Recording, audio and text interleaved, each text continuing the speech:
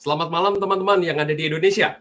Dan selamat pagi dari Amerika Serikat. Saya Nindyo Sasongko.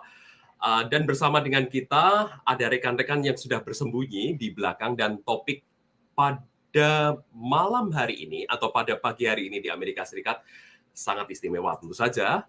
Karena kita akan bicara mengenai satu tokoh, satu pemikir, yaitu Rene Girard. Dan kita akan bicara juga mengenai seputar persetanan dan juga malaikat. So, kita akan berbicara mengenai Rene Girard, Satan, dan The Fall. Dan bersama dengan kita, Profesor Thomas Ryba dari Purdue University. So, saya akan bicara dalam bahasa Inggris tentu saja dan akan mengundang teman-teman semua yang ada bersama dengan kita untuk bersama-sama dengan kita. Oke? Baik, yang pertama saya akan mengundang teman-teman yang menjadi admin bersama dengan kita, yaitu Bro Arvin dari Washington DC. Halo Bro Arvin. Dan juga Bung Samuel, Jonathan, admin dan pendiri Skole ID. Terima kasih juga sudah bersama dengan kita. Dan satu tamu yang baru bersama kita, tetapi sahabat saya yang cukup lama saya kenal, yaitu Bro Ivan Kristanto Santoso, pengajar di STTRI, Reform Indonesia. Terima kasih Bro Ivan sudah menyempatkan diri untuk juga bersama dengan kita. Kita mau membahas satu topik yang sangat menarik.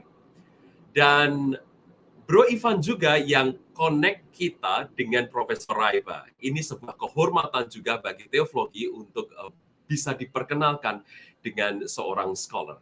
Bro Ivan, terima kasih.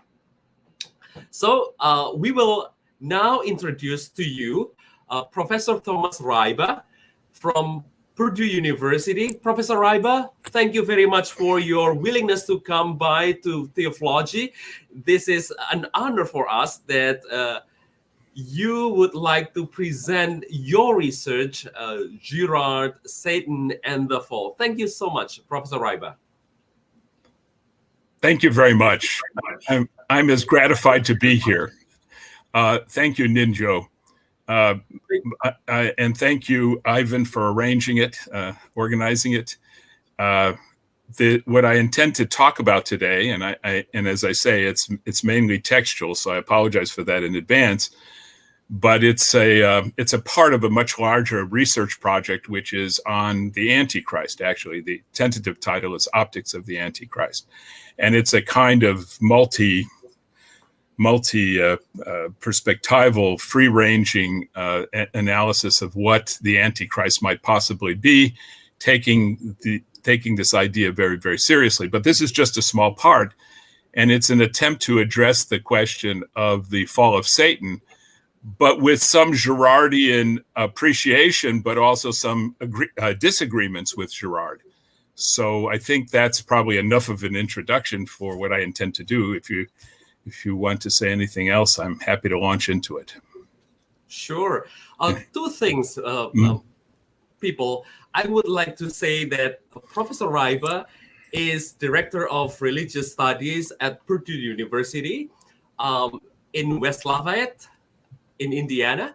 And also one plug that is very important, that today is Professor Ryba's birthday. So happy birthday, Professor Ryba. Thank you again. This is a great honor for us, because on your birthday, you would like to present your research with all of us in Theovlogy. Well, thank you very much. As I say, Ninjo, I'm gratified to be here. And thank you all panelists and everyone else participating. It's my pleasure. So without further ado, I will turn the time over to you, Professor Ryba, to present your paper. Thank you very much. It might take me a couple of clicks here to get this started, but let me close some windows here and move this up. All right, here we go. Let me first get my slideshow in position here. And let me share screen. Share screen. Okay, share screen. All right. And then I will make this larger. Shoot, I don't want to save this. Save. Sorry, I have to do something else here before I save screen.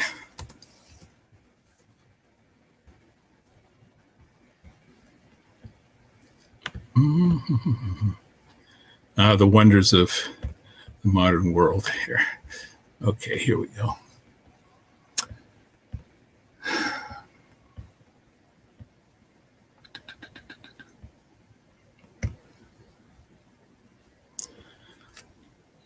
All right, so today what I'd like to address is, as I said earlier, an issue that was plaguing me as a result of this bigger project I'm engaged in, which is on the optics of the Antichrist.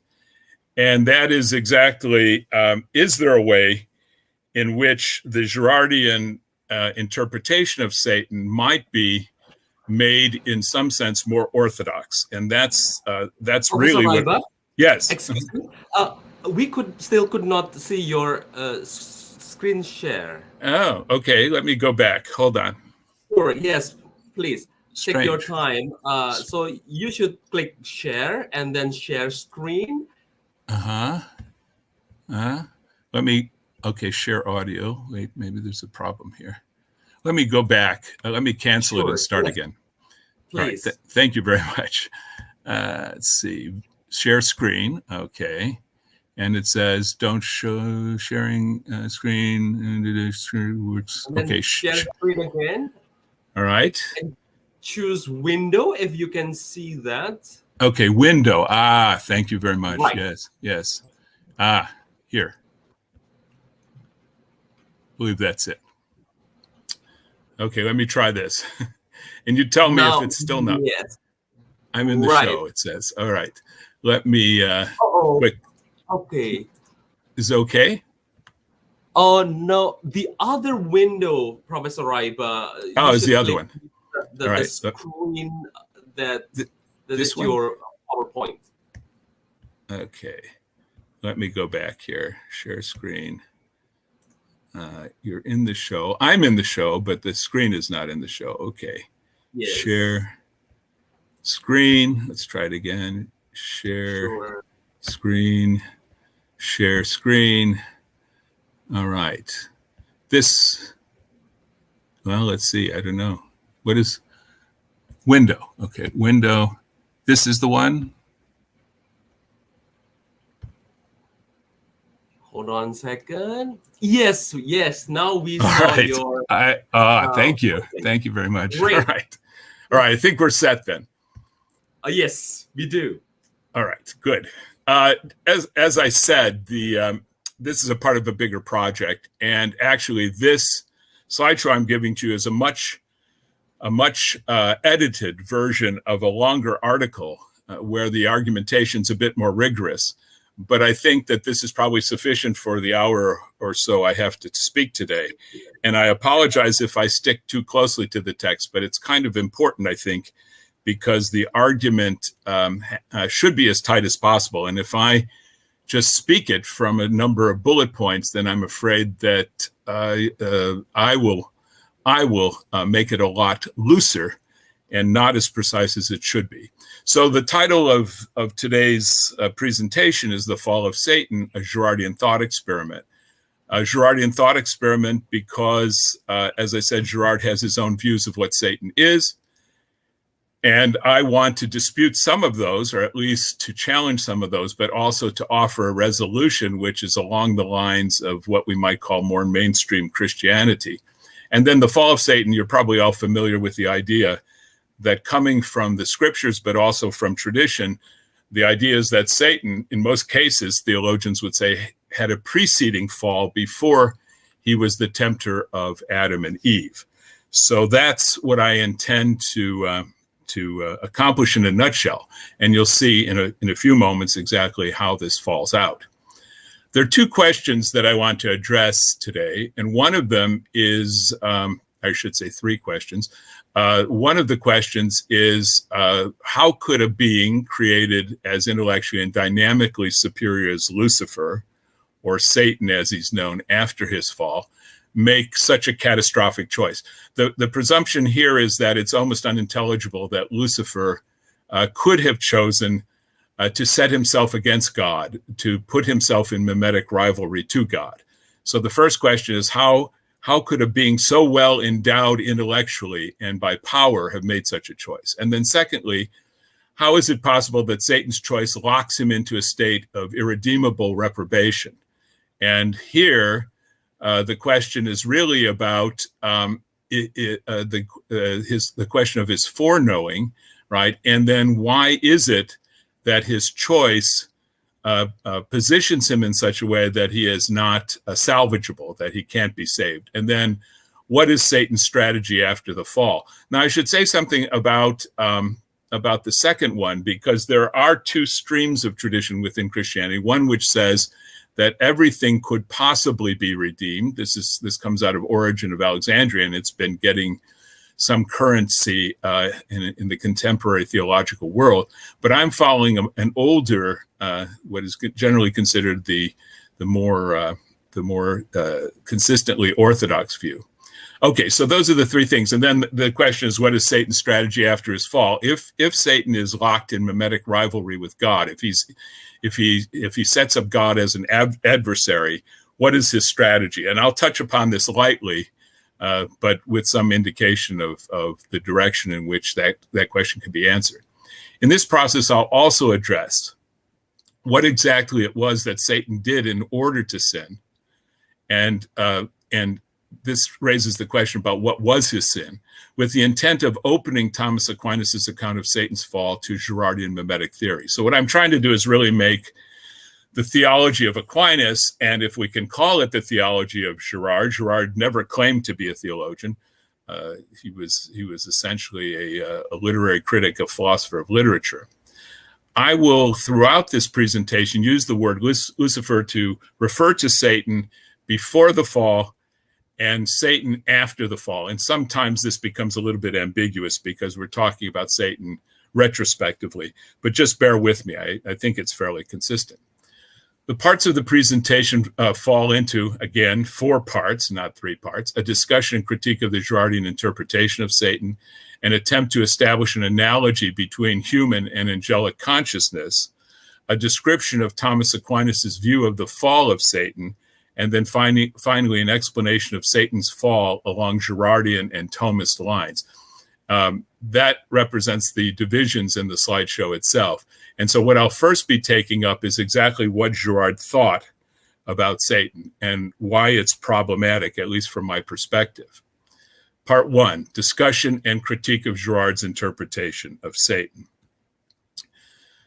Gerard proposes, and this is through a series of books, but especially through I Saw Satan Fall, he proposes a view of Satan which allegorizes Satan in a particular way, which I'll talk about in a minute.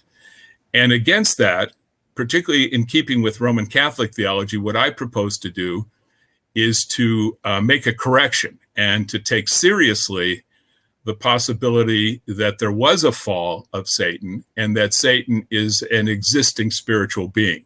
So I'm arguing that there are intelligences beyond human beings who are active in this world. And I think it's rather naive for human beings to think that they're the only beings in the universe that sit at the crown of creation. But this would make existence much more complicated, as I think existence is. And in some cases, their intentions and their actions brush against our own. And we can talk more about that later. In this connection, it's my purpose to show that traditional accounts of Satan's evil choice, the choice of an incomparably powerful and brilliant creature, and its consequences, can be made more intelligible on the basis of Girardian memetic theory, the Husserlian understanding of intentionality, and some elements drawn from psychoanalytic theory. In some sense, what I'm attempting to do here is to do a psychoanalysis of Satan, but that requires much qualification. That qualification is shortly coming. Now, For those of you unfamiliar with what might be called the Orthodox view on demonology, and this is a view which begins really in the patristic period, the first 1,000 years of Christianity, and is continued right down to the present day, especially in the camps of people who tend to approach Catholicism, but also there are Anglicans who would agree with this point of view, as well as other high church Protestants. There is a kind of standard view of demonology, and I've drawn on a particular source, that is this work called Christian Faith and Demonology, in order to just trot these features out. But as I say, I think it could be generalized that they're accepted across a number of different religious traditions. So here's what the core of the authorized view on demonology is, especially in the Roman Catholic tradition. First of all, only God can create. There's no possibility for any other beings to be creators. Everything that's created is contingent on God. Angels are among the first creations of God. No angels possess power tantamount to God's infinite power. That is to say, Christians must assiduously avoid any kind of Manichaean dualism, which puts the devil or Satan as a virtual equal to God, and I'm not espousing the view that the devil made me do it. Quite to the contrary. So no angel possesses power that even approaches that of God's power. 5, all the angels were created naturally good, which means that created naturally good, they cannot destroy their fundamental nature, and that's an important point. They can certainly corrupt it to a large extent, but they can't fundamentally change what they are, nor can any of us do that.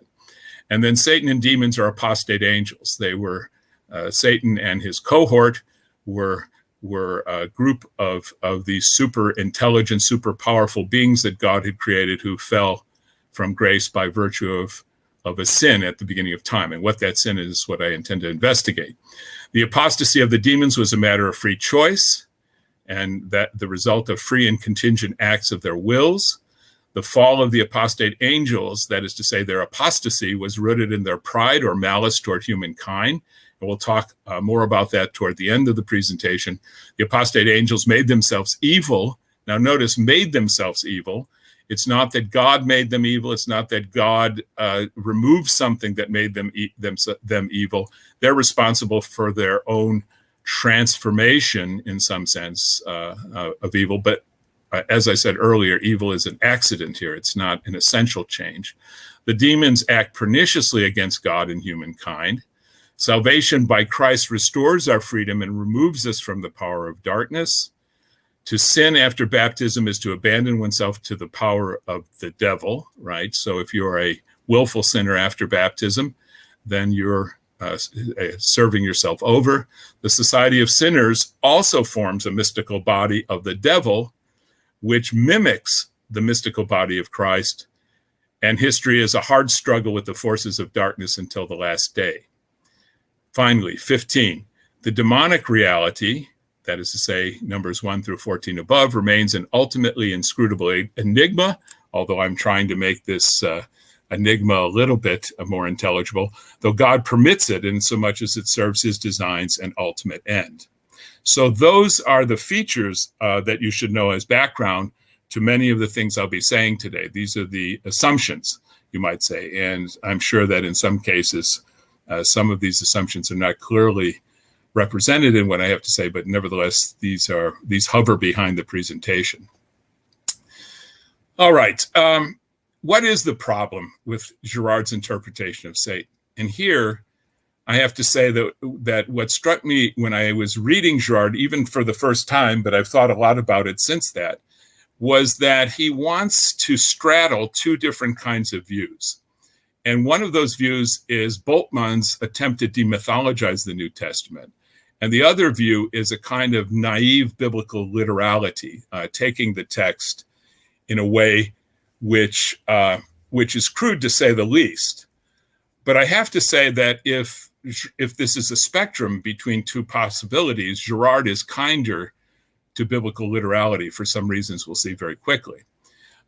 He wants to avoid the faults of both of these positions, and he hates the idea that Bultmann based his own demythologization on a kind of outdated physics, the Newtonian positivism which was reigning at the time, or at least which theologians hadn't caught up yet with Einsteinian physics and so on.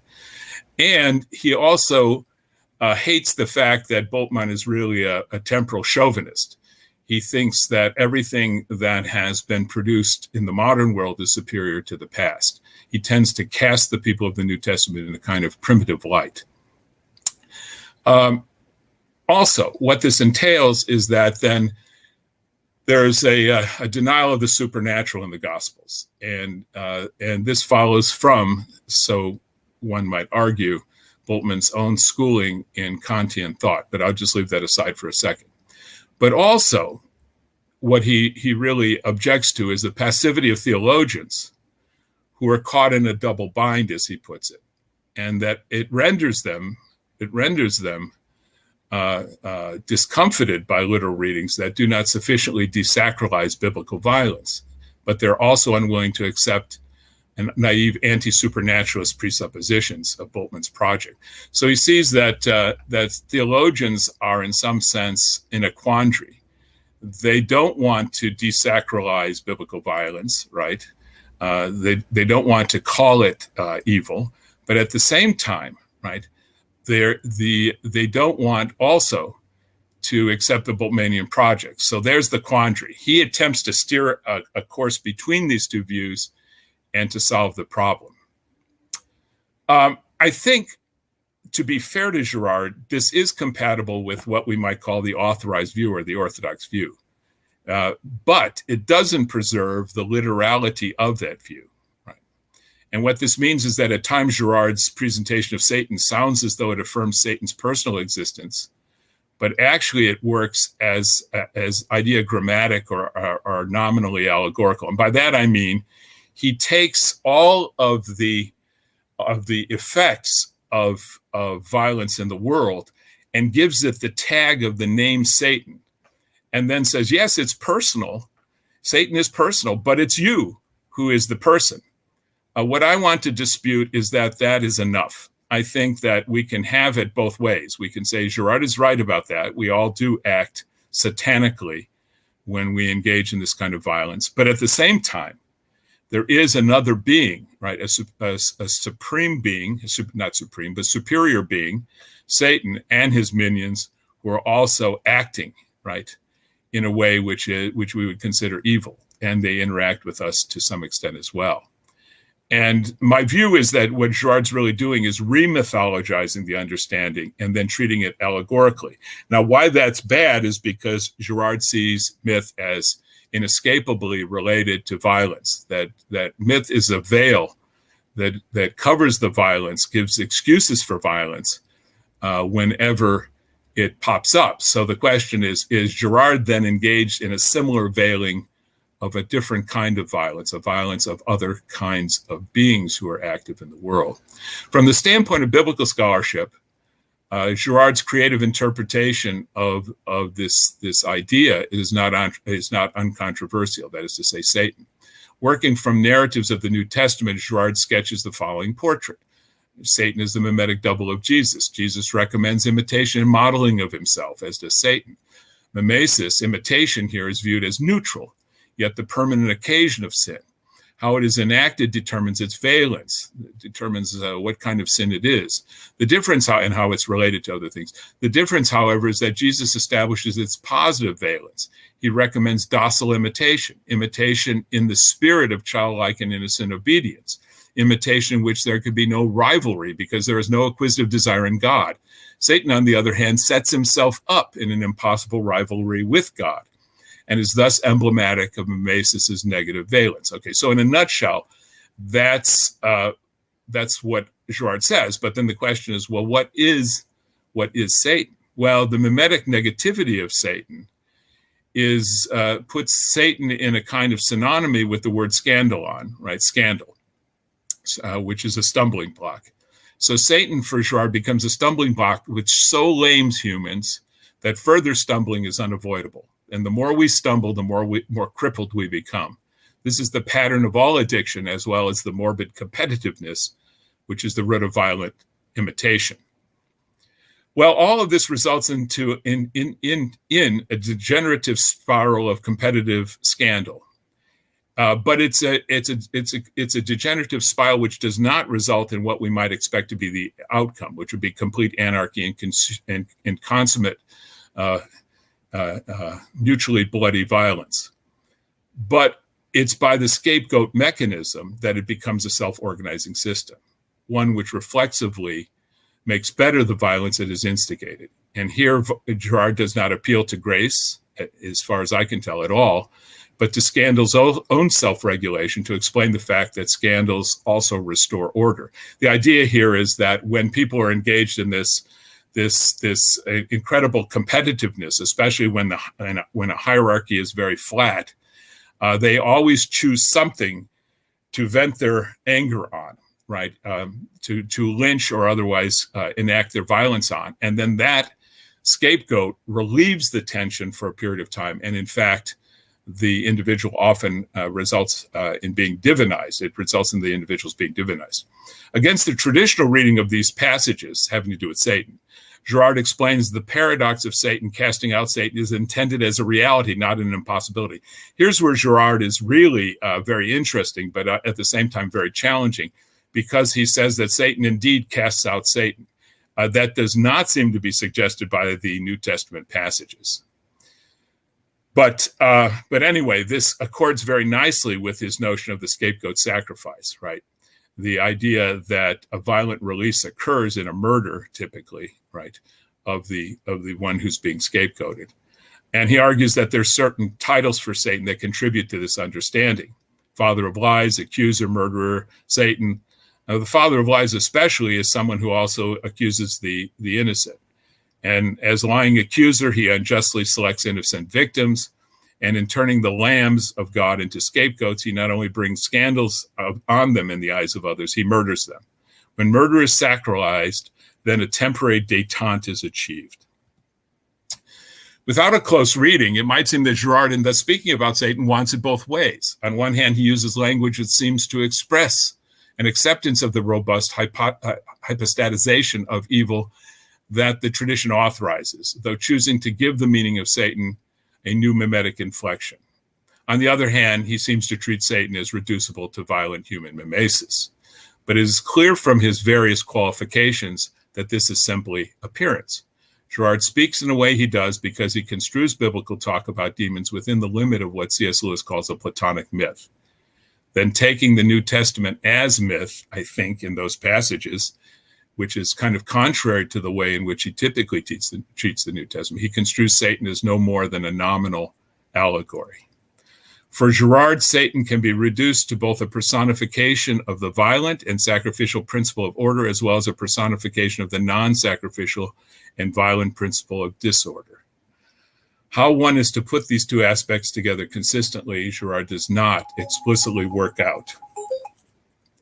According to Gerard, the problem with moderns is not that they ignore Satan, the personal being, but that they minimize what the ideogram stands for, namely violent memetic contagion. Thus, the modern believer should take Satan seriously, but not necessarily personally. Seriously in as much as Satan is the personification of sacrificial violence, especially the personified violence in people, wherever it is found. Seriously in as much as Jesus' death is the consummate exorcism of Satan in just this sense. Now, my view is that which I identify as the traditionalist response. A traditionalist, though agreeing with Gerard's solicitude on these points, might rightly respond that a much greater danger is to ignore both the satanic nature of processes of violence, as relatively ordered and disordered, and that Satan is a personal reality. There's something very peculiar, it seems to me, about the way Gerard mythicizes and then allegorizes Satan. For if myths often hide violence, then one wonders whether Gerardian treatment of Satan might not have the same effect, to blind us to the violence accomplished by real supernatural beings in which we unwittingly participate. These would include the forms of memetic violence which are irreducible to the actions of the human participants alone, violence which involves the sacrifice of innocence instigated or directly affected by supernatural beings. I think that this is a possibility that must at least be entertained. All right, in order then to prosecute my case, I have to also talk a little bit about the analogies between angels and humans, because one of the things we might think is that angels are so different from human beings that there would be no way for human beings to conceptualize what they did when they fell. And I want to start out straight away by saying from the very beginning of the Christian tradition, there was never any doubt that angels were viewed as analogical, as in some sense, analogies to humans, although stepped up and to be sure, very different in some ways. So let me try to explain exactly how this analogy works. Angels, first of all, as rational beings, cannot be understood without some sort of an analogy between humans and angels. It would be pointless to go on talking about angels or to go on talking about God if some kind of an analogy didn't exist. Thomas Aquinas discusses at least 13 varieties of analogy that make the understanding of the world, and for our purposes, maybe more important purposes, the understanding of what can be theologically said possible. But one of these is preeminent above all others, and this is following Cajetan, and it's called the Analogy of Proportionality. Cajetan's other name is Thomas de Vio, and if you recall, he interacted with Luther. Luther actually liked him quite a bit. Proportionality subsumes other varieties of analogy. The word proportionality means any kind of proportion, or we could put it another way, anything which has analogicity. And this would include all of the other 12 varieties. So there's the quality of having proportion, which is the highest, you might say, genus of what it means to be analogical. Well, what does this analogy of proportionality assume? It's a view of the universe as a hierarchy of beings, gradated according to lesser or greater similarity to God, and thus greater or lesser plenitude of being. Another way of putting this is that in some sense the angels are more real than we are, and of course God is the only unqualified, transcendental real being in the universe. With this ontology as a premise, the analogy of proportionality functions as a semantics of discourse. It allows us to speak about these different levels, but it doesn't mean that we know everything about each level or that our knowledge is very great. But it's also allows us to speak licitly, in a law-like way, in an authorized way about God. All right, so what is analogy of proportion and proportionality? These are two different things. The analogy of proportion always implies that there's some shared term. Proportionality, and often a quality, shared quality. Proportionality means that just the formal relations, right, you might say the structures themselves are isomorphic or can be mapped onto each other. So these are some of the features. Analogy is a mode of predication halfway between the equivocal and univocal description. Equivocal would be to say that there is really nothing common about the goodness of God and human beings, so we can't possibly understand the goodness of God. That would be the equivocal position. The univocal position would be to say that the goodness of God is exactly identical to the goodness of humans, neither of which I think most Christians would espouse. So what Aquinas did was he proposed a middle path which is actually much older than Aquinas. It goes back to Plato and Aristotle. Analogy, as a third alternative, uses common terms like goodness, truth, knowledge to designate various similarities which hold between things and their features. Because God creates the universe as an imperfect, he creates it imperfectly, finite hierarchical imitation of his infinite perfections, similarity holds between the created attributes and the divine attributes. But similarity is an asymmetric relation. Creations are similar to God, but God is an exemplar to creations. In other words, we can't say we are similar to God. Creations are all similar to God. God is our exemplar. God is our perfect descriptor. But we can talk about beings as being similar to one another because by virtue of their all being created. So the symmetry in similarity holds among created beings, but it doesn't hold between God and his creations. Similarity implies likeness and unlikeness, but the imitation of God as a special instance of imitation is made possible by likeness, and likeness is rooted in a structural analogy between beings endowed with rationality and will. It's rationality and will which will give us the key to unlock the question of why Satan fell. And then in the analogy of proportion accepts a common term. Say, for example, being between two things. The analogy of proportionality, that was proportion. The analogy of proportionality accepts the similarity of constitutive relations or structures. The intellection of angels and the intellection of humans would be comparable, should be comparable, as a combination of both proportion and proportionality. Because there is a shared term, formality. Humans and angels have a formality that divides them, their existence, from what they are. And so that's at the root of both. In the case of God, his existence is identical with what he is. Though in other respects, there are only similarities between the structures of each, owing to the partial materiality of one and the pure spirituality of the other. So it's a mixed bag. If we're comparing angels and humans, we have to be straight about what are the common proportions and then what are the proportionalities.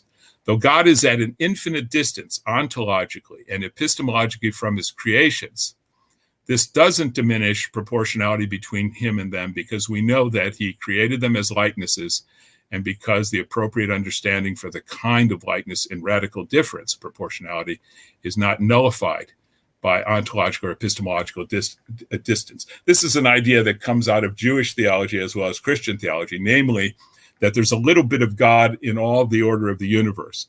A large part of this is represented, I think, in Christian theology by the notion of the logos, especially in the way it was understood in the first 1,000 years as being an organizing principle, personified organizing principle, second person of the Trinity, that organizes all the order of the universe. Well, I'm going to go over this fairly quickly, but I think that Husserlian phenomenology can be a bridge, the way he understood psychology, between this medieval thinker, Thomas Aquinas, and the contemporary scene. And the reason for this is that Husserl really thought it was possible to develop what he called a rational psychology, which was not so much empirically based, but which attempted to understand the fundamental structures that were necessary for any rational being to have in order for it to be considered rational. And by the way, this is very interesting because it's a resuscitation of an idea that goes back at least to the time of Boethius. When Boethius is asked to define what a person is, he resorts to the definition of what a person is a being of rational nature. And although he doesn't give us much explanation of what it means to be rational, it's Husserl's whole project to tell us what that is. But the important point of this is that Husserl really believed that when we form essential concepts of things in the universe, all rational beings have to, in some sense, have the same concepts for rationality to be operative. And that doesn't mean that my concept is as exhaustive as another kind of beings, but it does mean that there should be overlap if those concepts are scientifically grounded. And what this means then with respect to Husserl always wanted, although I don't think he did it successfully, to keep his philosophy free of metaphysics. But I'm going to simply say we can take his rational psychology to update Thomist theology. He might not be comfortable with that. But anyway, as Aristotle said, not to do metaphysics is to do bad metaphysics. And I think that in some sense, Husserl was naive in thinking you could have a philosophy free of all metaphysical assumptions. In my case, I accept Thomas's theology as one of the sets of metaphysical assumptions that will make this work. So the question is, what is angelic consciousness? If we admit that there has to be some analogy between human consciousness and angelic consciousness, what are its features? And one thing to say is that angels do not know in the way humans know. Humans, of course, are somatic.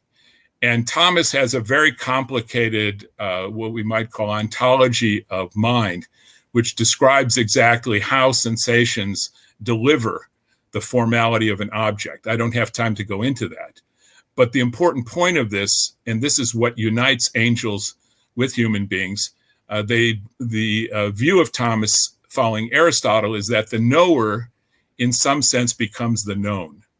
And what this means then is that when we form a true concept, and by the way, it takes a lot of work to form a true concept. We just don't go around the world imagining that we have captured the essence of something without doing a lot of groundwork. But nevertheless, what a true concept is presentational, not representational. To put it another way, as Aristotle says, we in some sense become the thing we know. And so this has great repercussions for Thomas as well as for theology, because it suggests if the things you know are evil, you will in some sense become those things. If the things you know are good, you will in some sense become them. Thomas uses a term which Husserl uses, intention. But unfortunately, in Thomas, it's ambiguous, although systematically ambiguous. And I've simply listed the way in which he uses it. It can be an act of attention. And in fact, when we talk about angels, this is chiefly what he's talking about. But he also uses it with respect to angels as an act of the will. And it could be a relation between, or rationale that an injective epistemological relation conveys between an object and subject. Put another way, when we know an object truly, that is an intention. And of course, Thomas is a realist. It's hard to say what Husserl is, a transcendental idealist perhaps, or maybe he dissolves the distinction. But nevertheless, both of them would agree that it's a relationship between object and subject. And then it's the species or the similitude conveyed, right? Or the concept, rationale, or presentation of the object in consciousness. It can mean all those things depending on what aspect you take it from. Now, angels know differently than human beings. We're essentially all empiricists, but the angels themselves are beings that have the forms hardwired in them. But here's where Thomas is interesting, because he argues that though they have the forms of everything that they can possibly know hardwired in them, it's possible for other angels to interact with them and intentionally point them to notice certain features. Okay. The other part of these inherent forms is that they exist in a state of quasi-potentiality. They're not always actual. When they become activated or actualized is when God realizes the being that the form represents. And then God conveys in that moment to the angel the active existence of the thing that they are actually experiencing.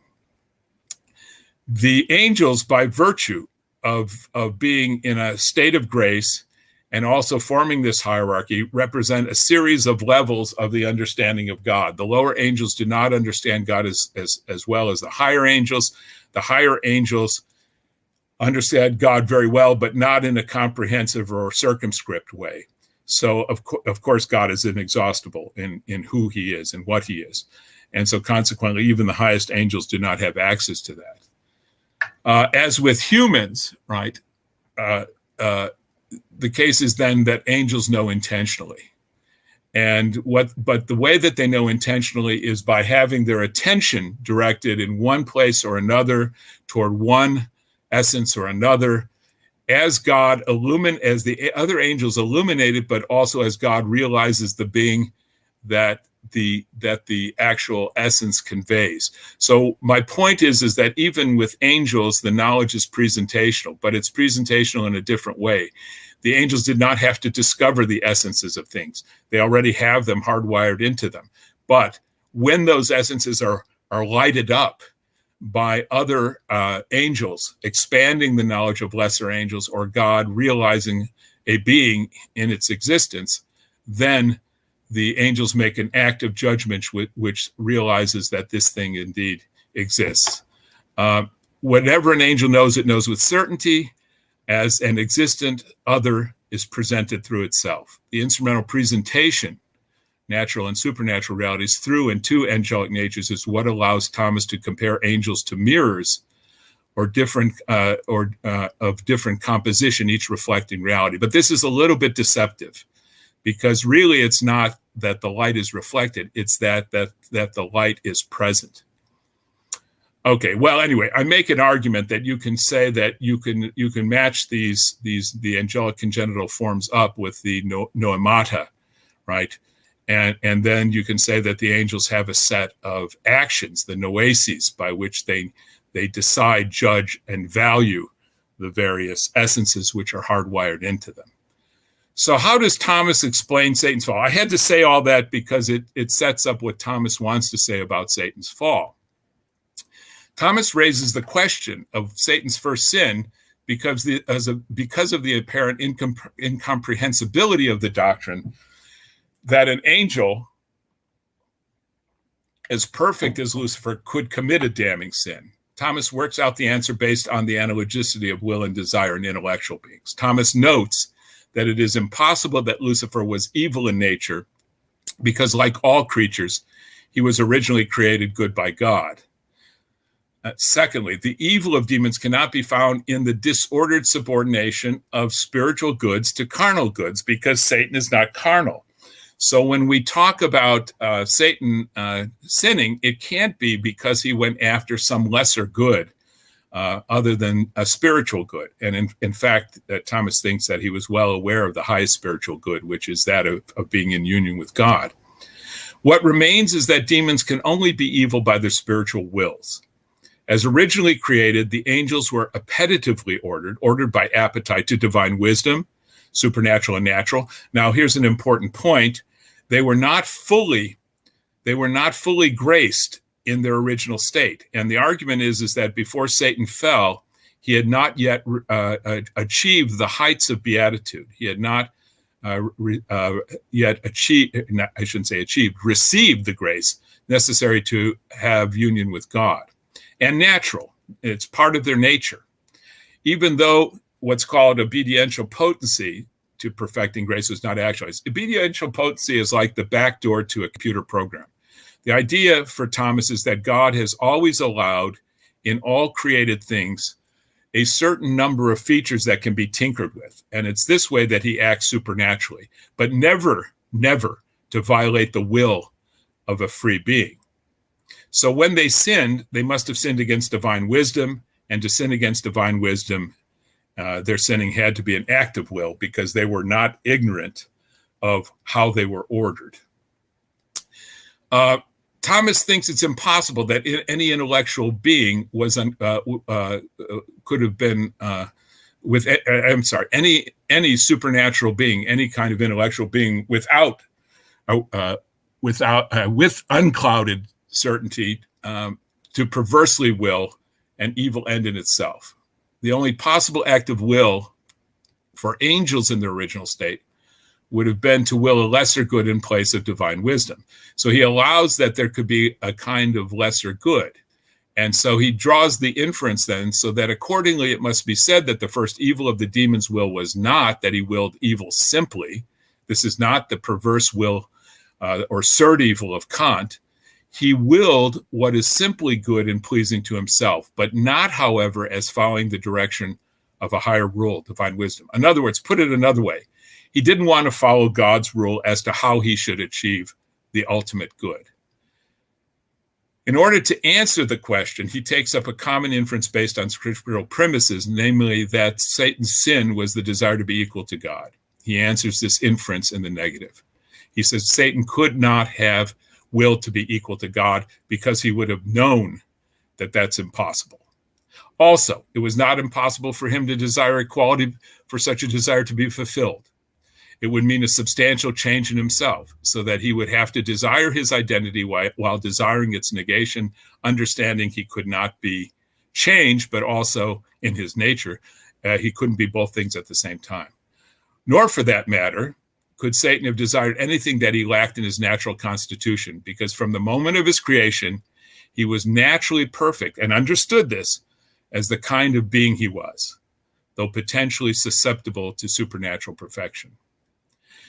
And that allows for God's improving his beings through grace. Grace piggybacks on nature and makes it better. The conclusion Thomas drew, therefore, is that the desire at the root of Satan's sin was the desire to attain his supernatural perfection, perfect happiness, without the assistance of grace. His desire was to attain the beatific vision, union with God, by his own perfection, and without God's bestowing grace. In desiring what only God could effect, Satan, in this limited sense, willed equality with God. And it was possible for Satan to will this only because Satan did not know it was impossible to do so. But how, again, was the sin possible? Because Lucifer willed a good end to which he was naturally and supernaturally ordered. His sin is not in what he willed as an end, but in the instrumentality of the achievement. He refused to be dependent on God. He refused a kind of faithfulness and desired supernatural beatitude through his natural powers. He sinned not because of the end chosen, but how he chose to accomplish it. But how could it possibly be that Satan did not know that to attain the beatific vision was impossible, and thus his willing would have been an impossibility? And here Aquinas resorts to something called Veility, which is interesting because it's the kind of willing that one engages in which something is not known with certainty to be impossible. Therefore, you will it under the condition that it is possible. You might have an even slight feeling that it's possible, but nevertheless, you do not have the knowledge that it is impossible. And so what he resorts to is the idea that what was not disclosed to Satan was the fact that it was impossible for him to achieve the same state of happiness on his own as God providing it. And this is an interesting idea because it sort of sets up the next part of my argument, which is to say that God was testing Satan. He gave him a test of his faithfulness. All right, part 4, Satan's fall, a synthesis of Girardian and Thomist ideas. If we push the Thomist analysis of Satan's fall a little further, we see that it has complementarity with the Girardian theory. And we might ask, and I think no one has asked this enough, what's the antecedent intellectual state that functions as a precondition of Satan's choice? What was it that was the background for his choice?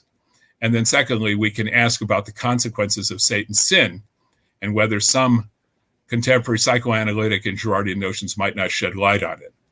And here, what's interesting is Thomas, if I may say so, missed a big opportunity because he talks a great deal about faith, even saying that the angels had a kind of faith, but he doesn't bring faith very directly in relationship to Satan's fall. That's something I intend to do. So just an assumption that I make, but I think it's a common one. It's axiomatic for Christianity that God intends his creatures to live in awareness of their dependence on him. And if this neglected dimension is addressed in the context of Satan's fall, it becomes clear that his fall is the result of what we might call a crisis of faith. So I'm arguing that Satan actually had a crisis of faith. But the question is, how did it emerge? And here we begin to sail into uncharted waters. It seems to me that we are helped in understanding Satan's choice by recognizing that it, like Adam and Eve's, was preceded by a state of disquiet and uncertainty, a state of anxiety. So the question is, what caused the anxiety? And here, I think we can go back to the church fathers to give us a big clue, because they said for Adam and Eve, the root cause of the first sin was impatience, that Adam and Eve simply couldn't wait for God to bestow the gifts that he had promised on them. And so they went ahead and tried to seize the gift of knowledge on their own. And you might say, well, what about Satan? How would it be possible for him to be impatient? And here, and this is an essay I'm working on right now, you have to understand what angelic time is like. There's a temporal correlate in angelic time to human time. And so it would have been quite possible, I think, for the state of anxiety to be generated because Satan was waiting on God to give him, right, this kind of beatific happiness, and it wasn't happening. Well, anyway, Thomas has a vocabulary for all kinds of emotions, and emotions here should be separated from the notion of somatic feelings. So because he analyzes almost everything intellectually, it's easy to give an interpretation of all of the various emotions that are connected with anxiety. For example, anxiety as a species of sorrow, right? Or anxiety as a species of perplexity. And both of those would have been operative in Satan's choice. He would have been both, right? Both sorrowful that he hadn't received the grace necessary for beatitude, and he would have been anxious or perplexed because he hadn't received it. And I would simply argue that these are emotions. And by the way, emotion here means just something that moves us. It's not like a feeling, right? Or affectivity in the somatic sense, in the bodily sense. According to Thomas, the remedy for mental anguish, notice, is the virtue of patience. But this virtue of patience requires that one asks for God for the grace to be patient. And this, I would argue, is something that Satan did not do sufficiently. So in the pain of anxiety, Lucifer began to lose faith and impatiently turned to his own wherewithal rather than wait on grace. And in this, he sealed his fate. All right. So this anxiety wouldn't be somatic. It would be purely intellectual and will related. It would be conative. And so it would have been a variety of incertitude and perhaps sorrow.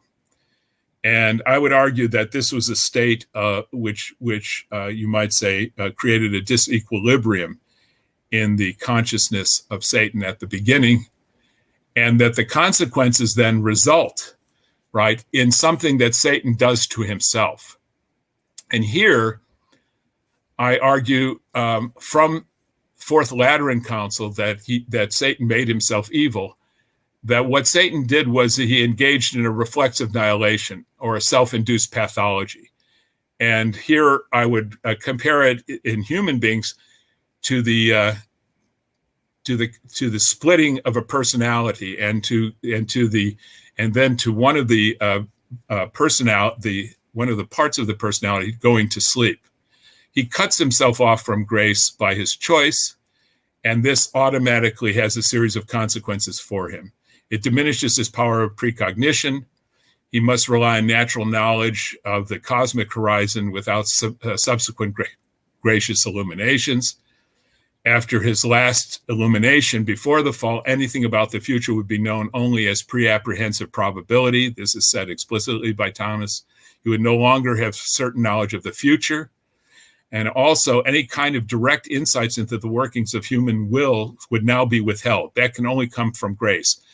Demons, Satan has no direct insight into what we are willing, but he can apparently, according to Thomas, detect what we will on the basis of what we might call symptoms, the way we behave. So as a first effect, Satan's knowledge of the future would be much diminished. And nevertheless, according to Thomas, demonic knowing would continue to be expanded naturally, because what Thomas argues is that the fundamental angelic nature would not have been altered. It can't be. God creates beings in a certain way and does not compromise their natures. But the working of sin, of course, straitjackets the natures and diminishes them.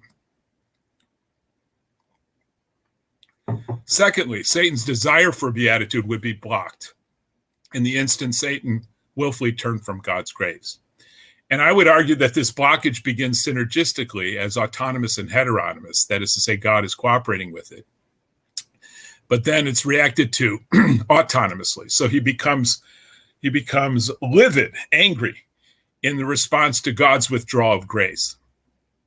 And the question is, did Satan anticipate that such a blockage would occur? Did he expect that God would forgive him? And that's a question I can't answer.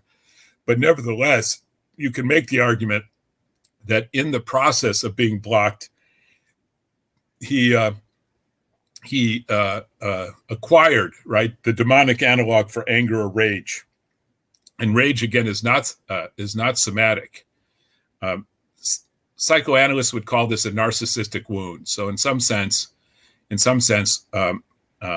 Satan received a narcissistic wound, which it caused him, again, to alter himself even further. And how does this alteration take place? It takes place by Satan's desiring to cancel any knowledge which is unpleasant to his own understanding of self. And a bit later, I probably won't have time to talk about it. This corresponds very neatly to Erik Erikson's understanding of the difference between a whole person and a total person. The whole person is the person who accepts himself as he is, and then understands his reliance and dependence on others. Whereas the totalizing person wants to control the world according to his own plan. Anyway, the malice that results from this anger is directed first toward God, but then also to God's creations. And this is where the Memetic rivalry with God begins. It's clear from everything that's what's said about Satan within the authorized account that Satan cannot be a Manichaean, Marcionite, or Gnostic second principle. His power and knowledge fall infinitely short of the Creator. So in the first and second moments of this drama, he must know this, and yet he chooses as a second kind of outrage to deceive himself. So the question becomes, how does the Promethean project of Satan get transformed into a Sisyphean project? And here we can say that there had to be a fixity of will subsequent to Satan's choice. And I think that this fixity of will was driven by Satan himself. He fixed his own nature in such a way, right? Accidentally, to be sure, but nevertheless, he effected a permanent self-enclosure. And this is the mark, according to Kierkegaard, of the demonic.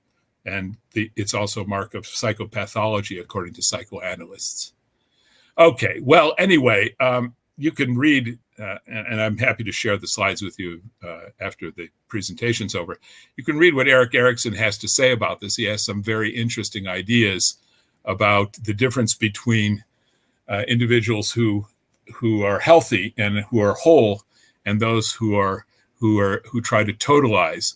And he calls the people who try to totalize totalitarians. He thinks that it's actually represented among humans in the world. So I would argue that Satan is the first of these totalitarians, and that this notion of a perceived injustice, right, constitutes his malice, a malice which causes him to lobotomize himself. And it's only after this self-induced pathology that it's possible for Satan to play the role of memetic rival to God. Prior to this pathology, God at most was, in Girardian terms, an external or transcendent mediator. All right, so what is Satan's memetic rivalry with God? And here I'm getting very near the conclusion. I would argue that it's only after Satan becomes pathological in his totalization of reality that his memetic rivalry with God commences. He discovers God then as a model obstacle at the end of his own self-idolatrous apostasy. In the first moment of the drama of reprobation, both share common desire. Both desire beatitude for Lucifer, but the will for beatitude is attached to specific instrumentality. Connected to God's desire for Lucifer's beatitude is the condition that Lucifer exists in a dependence relationship on God, one which is tantamount to waiting on God, an analogous relationship reproduced through the created order, but especially among beings who are self-aware. Defining Lucifer's desire for his own beatitude as his intention to achieve beatitude without dependence and to quell the anxiety of possibility by finding certainty in his own knowledge and power. This self-idolatrous volition is blocked by God as an impossibility. It's in his nature to be impossible, in Lucifer's nature. Thus, the impossibility of the achievement, though not fully understood by Lucifer, the sin could simply have been a matter of mistake about improper means. According to the reading of limits that Thomas places on angelic knowledge, it was possible that Lucifer erred in assessing the achievability of autonomous beatitude because for Lucifer, we have known about its impossibility. Okay. All right. God becomes the model obstacle. He turns to a created thing himself as the instrumental substitute for God. And only when his design to achieve beatitude is blocked does he fantasize God. The rivalry between God and Satan is chiefly constructed from Satan's perspective. There can really be no rivalry between an omniscient and omnipotent being and a finite contender. The outcome of the war is always a zero-sum game in God's favor. Though by the rules he has established, the inviolability of freedom, there will always be a difference between his primordial will that all be saved and his particular consequent will that only some will be saved. This is expressed in Scripture by the peculiar ambiguity of Satan as adversary and instrument. God allows Satan a limited freedom within the parameters of broader purpose. Even so, the end for which God has created the cosmos will be accomplished. There is nothing that Satan can do to prevent this. This God can bring about while allowing humans freedom of choice. I'll just simply say this. Some say that Satan would destroy himself if it were possible, would in the consummate act of rejection of God, commit suicide, as it were, achieve annihilation. But the argument to the contrary is that God, of course, sees being as good. To be is to be good, and that God will not allow this, right? So thus Satan stews in his own incredible rage against God. The objects of the desire of rivalry are twofold: maintenance versus the destruction of the providential order. In God's case, it's maintenance. In Lucifer's case, I should say Satan's case, it's the destruction of the providential order. In the second, it's salvation, which is what God brings, versus the damnation of human individuals. And here I would say Satan's favorite victims are the innocent, whether it is understood juridically or eritologically, according to virtue. From within his darkened subjectivity, Satan's battle against God is a war of attrition. It is nothing less than an impossible attempt to win a war with God, casualty after casualty, by seducing human beings to make immoral choices and to do horrific things. Viewed as a nominal allegory, Satan may stand for self-organizing and a self-perpetuating process. However, when Satan is viewed as a hypostasis, a person, this limited organization of violence and its attempted perpetuation is the way in which a war of attrition is won. In light of this possibility, the coming of the apocalypse is a mercy. It sets limits on the duration of Satan's war. It puts an end to Satan's atrocities. All right, why in the first place does Satan choose humankind as a special object of malicious rivalry? Well, this is a very difficult question to answer. One is that he saw that God was going, this is Suarez's view, he saw that God was going to bestow a great honor on human beings by virtue of the hypostatic union. But this is, I think, the wrong view. I think that it's not anarchic, but really it's an attempt to turn the order of the universe against itself. And what this means then is that Satan's strategy, especially as directed against human beings who he recognizes as being favored by God, is to use law to undermine the law, forgiveness to undermine forgiveness, sacrifice to undermine sacrifice. Whenever false understandings of the law of forgiveness lead to violent scapegoating, he is an agent. He is an agent behind the scenes participating as instigator. He is behind the employment of the violently sacrificial as the promise of restoration or wholeness, a promise which only brings totalization, never wholeness. He enforces a closed horizon of dogmatism to bring the false security of totality, but conversely promises impossible freedom when obedience is required. He is at the origin of myth. So why doesn't Satan destroy humankind? It's because God restrains him. And in any event, he continues, right, this fruitless war against humankind in an attempt to realize the bad infinity of his desire. He multiplies seductions and accusations without end, even though he can think it's an achievable project, right? It's a result of his self-induced psychopathology. And I would just simply say it's really the automatisms of the memetic processes of violence that provide Satan with the most efficient instrumentalities and also the most, efficient occasions.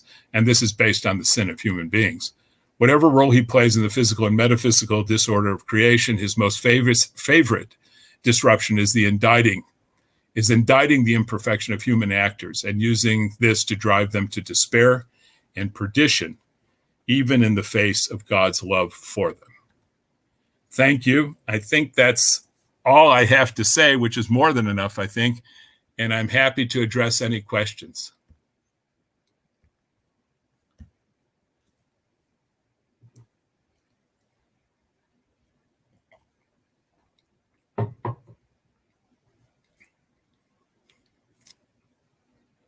You're on mute in India. Muted. I'm sorry. Mm-hmm. Okay, so Professor Ryba, thank you for the presentation. Sure. Before I turned my time over to my colleagues here, there is a question from our audience, Professor Ryba, from Danang. This is also our good friend. The idea of myths relates to violence, affects him very much. So he needs a clarification. In what ways does violence correlate each other to myth, I think. Right. And would you give also some examples from our contemporary time? Sure. And if I go further, Professor Ryba, Sure. I would like to ask, how does Gerard conceive the ontology of violence? So, where is the origins of violence really? Yeah. Yes. Okay. Well, those are two separate questions. So let me take the myth question first.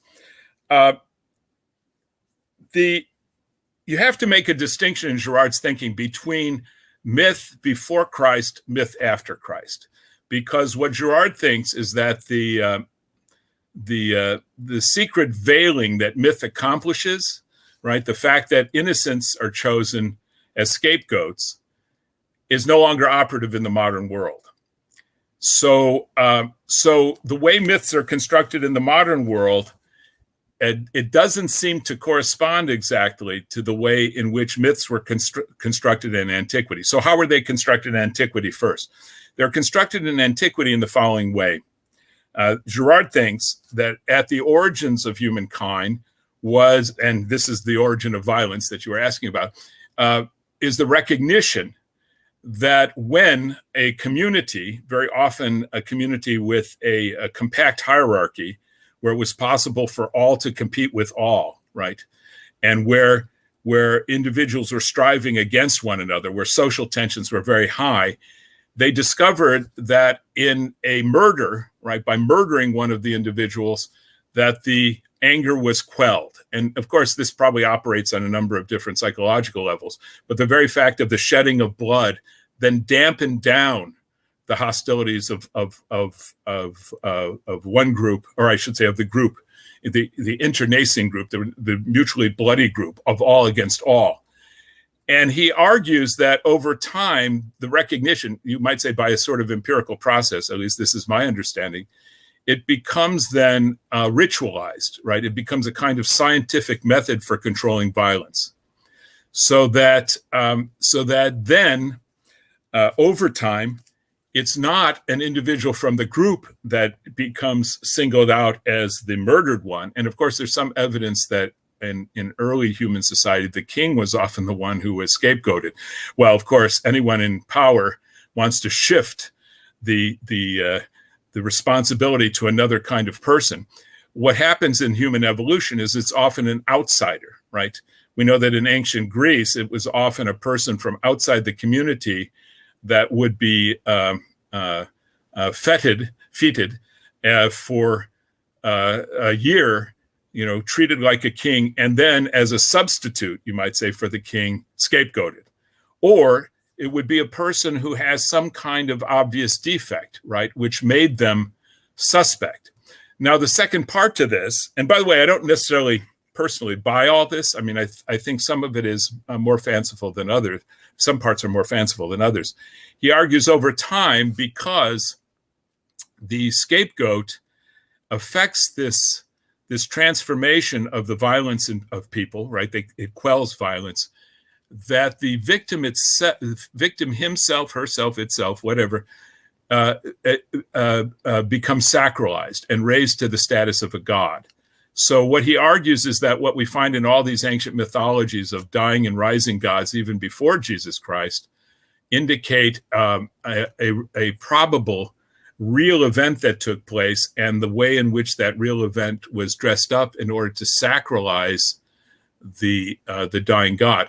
Put another way, the dying god, in some sense, wants to die because he wants to redeem the people. He wants to save the people. So what myths do is that they typically try to hide the violence that's latent in society, and in some sense, to sacralize it and make it an instrument for quelling violence. Since Jesus Christ, since his death on the cross, and by the way, Gerard was fairly orthodox in believing in the resurrection and so on. The narrative of Jesus's own accomplishments, Gerard never subjected to the same kind of analysis he did to Satan.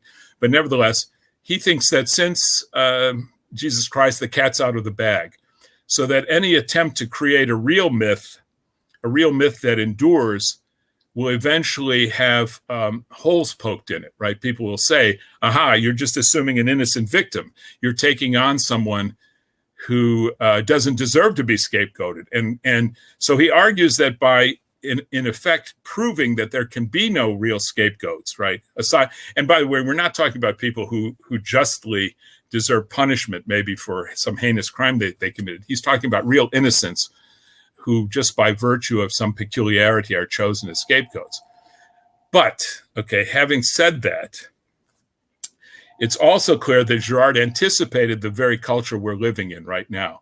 And that's the culture where scapegoats are multiplied because the crowd which turns on one another, constantly. And by the way, the internet's a good example of this. Constantly scapegoats one another. So if you've ever followed any line, any thread in Facebook where someone enters the scene and says something somewhat controversial, and then people begin to pile on that person and tell him how stupid or tell her how stupid they are, right? And that's a kind of scapegoating. I mean, of course, it doesn't result in their death, but in some cases, especially in the realm of the Twitter world, people's whole careers have been ruined by virtue of crowds mounting an attack on a particular individual. So in the present day, you might say that the ideologies are the myths, right?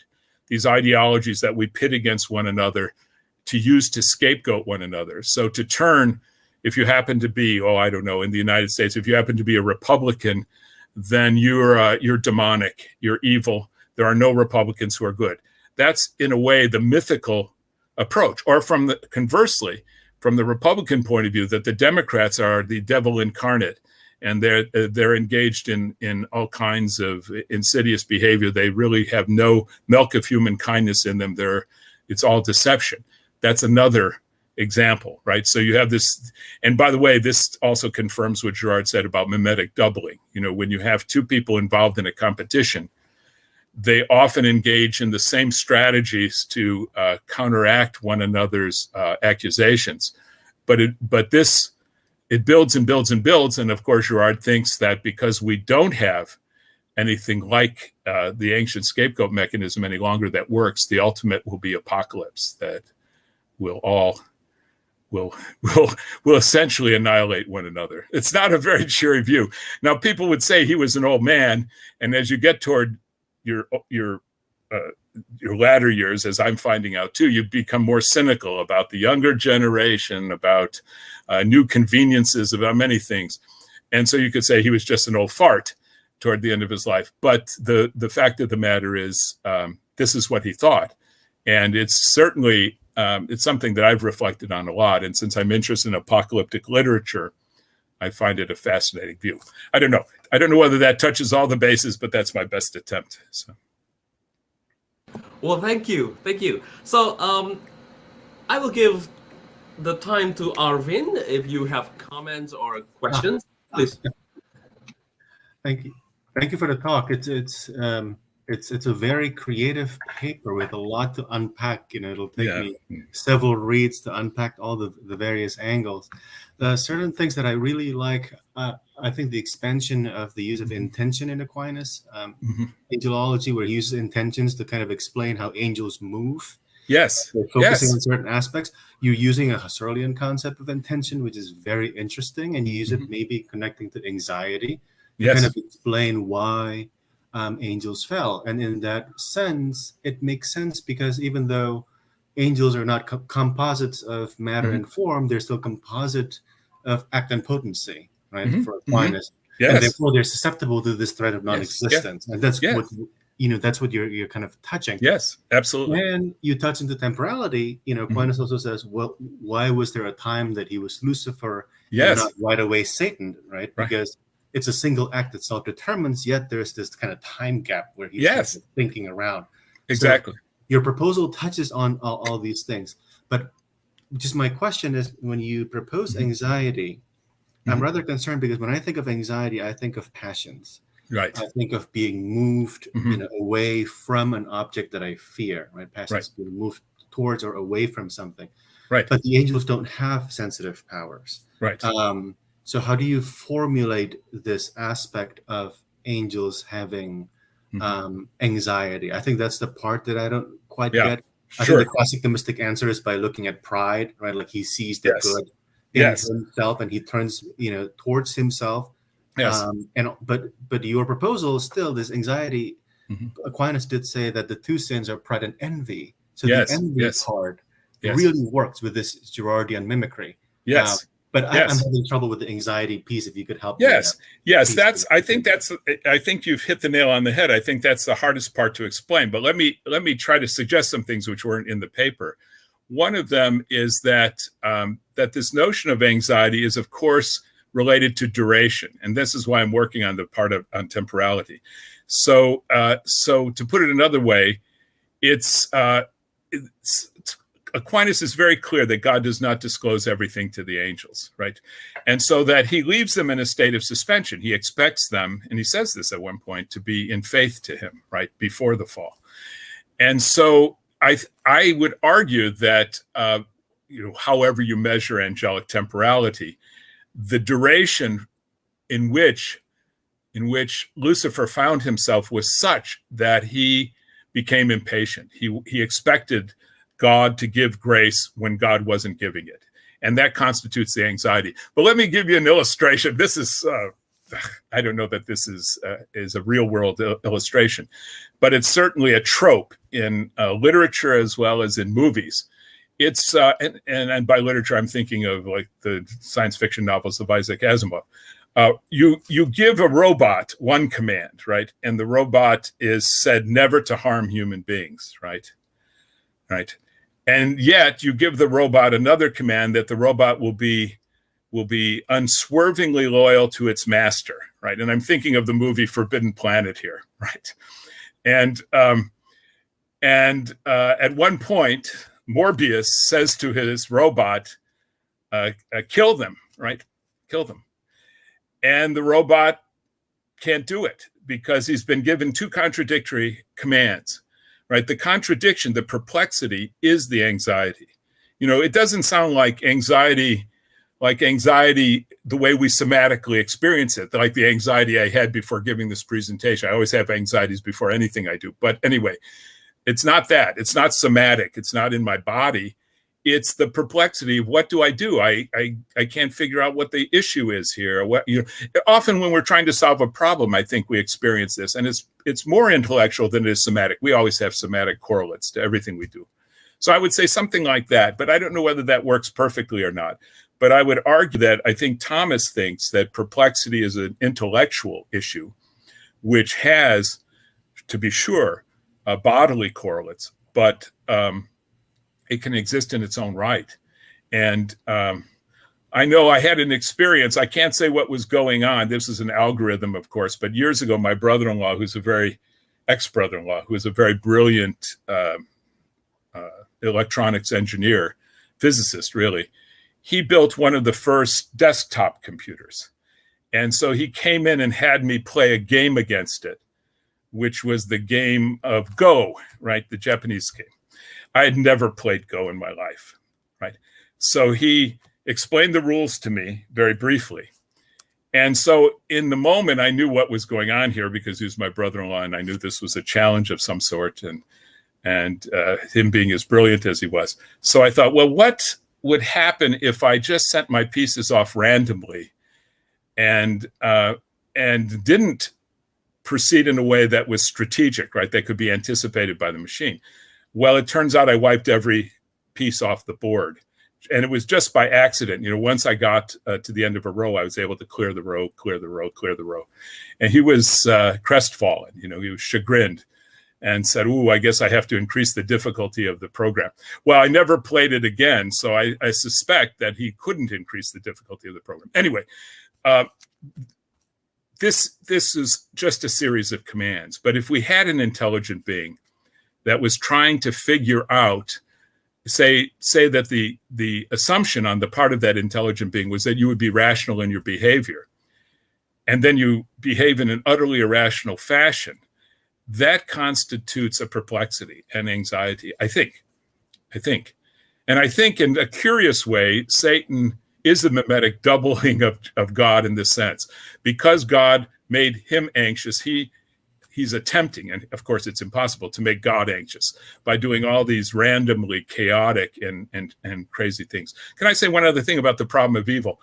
I often think that things like tsunamis and earthquakes and other things, now this will sound very superstitious, but may have some satanic dimension to them, because I think there is when innocents especially are killed in mass and there's no explanation for it, right? The Jewish rabbis have a very profound view on this point, I think.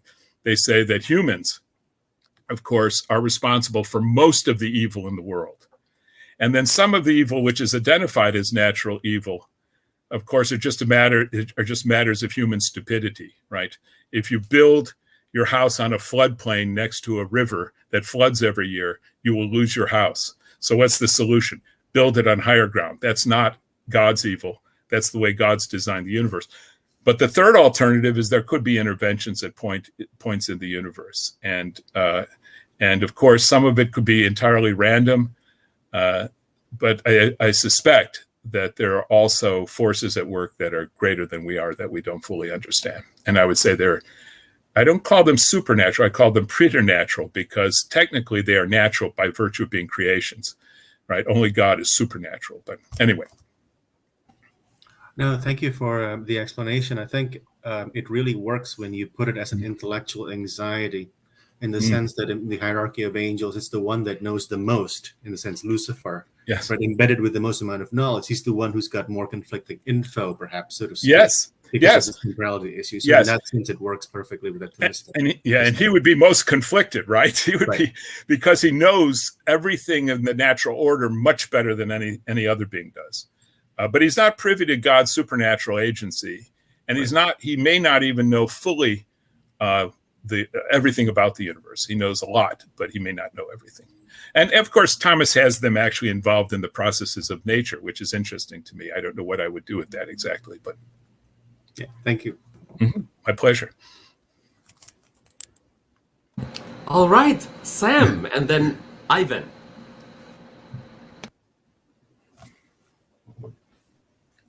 Okay, Prof. Ryba, thank you so much. It really is an honor to listen to your presentations.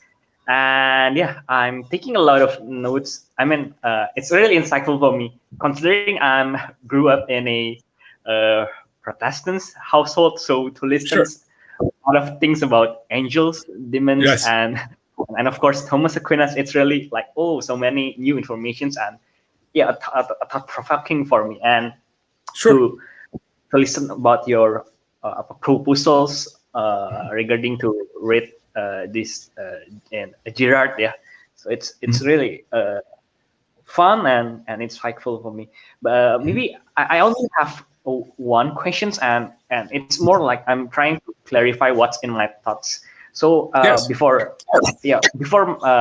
Nindyo asked me to listen to your presentations, I'm trying to read some writings about Gerard and people who wrote about Gerard, and I read in Peter Sloterdijk said that mimetic theory is a scientific version of the doctrine of the original sin.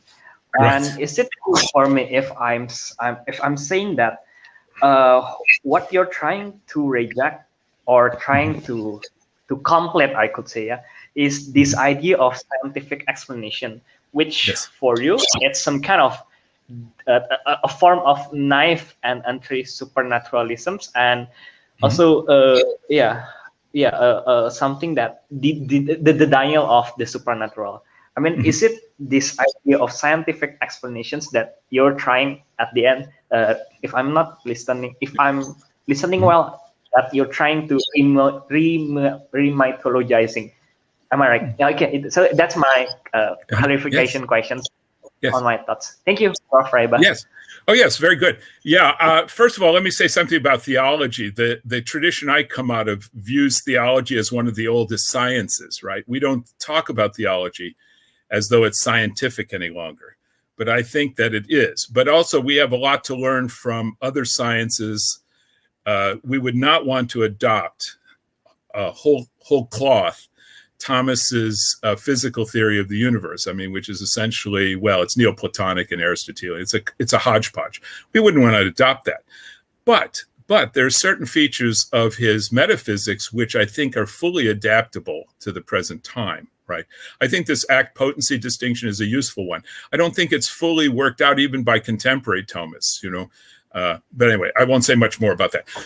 So yes, I mean, what I'm trying to do is to suggest, and it may not have been very clear, I think the original article is better argued than the presentation I gave today, but what I'm trying to do is give a fairly rigorous presentation based upon certain premises that come from my tradition. Nothing more than that. Now, if you asked me,